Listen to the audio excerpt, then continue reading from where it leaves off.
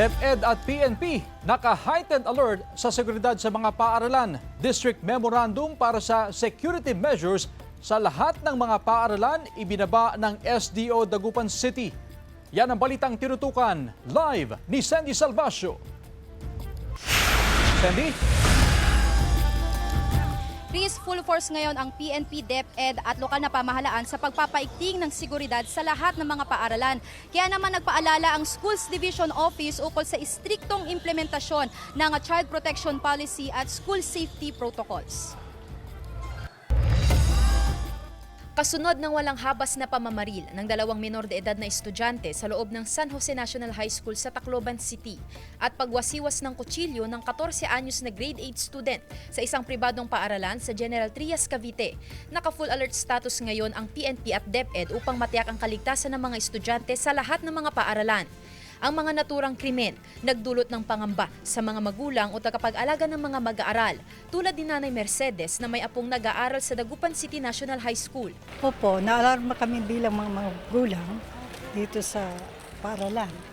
O kailangan natin ng bantay, sarado tayo ng mga kapulisan para sa ganun maging peace of mind.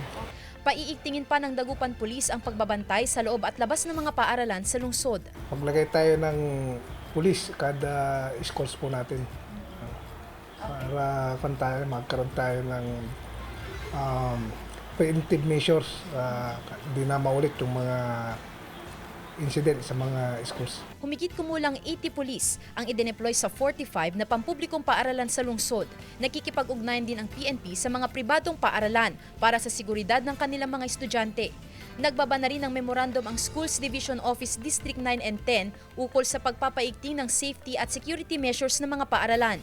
Lahat ng guidelines for the safety of our learners based on the DepEd rules talagang reactivated and high alert. Ngayon, naka-red alert kami. Kabilang ang mahigpit na bag inspection ng mga estudyante, heightened monitoring sa loob ng classroom at pagpapalakas ng DRRM programs. Dahil sa sunod-sunod na insidente ng karahasan, pinarerepaso ng Philippine National Police ang security protocol sa mga paaralan. Makikipagtulungan ang PNP sa pamunuan ng DepEd para rito. Kabilang dito ang pagbabantay sa mga pasukan at labasan ng mga paaralan para matiyak na walang naipapasok na ipinagbabawal na gamit o kontrabando.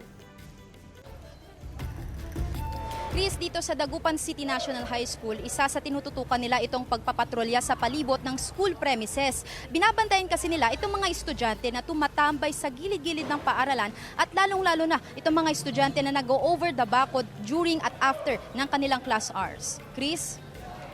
Maraming salamat, Sandy Salvacio.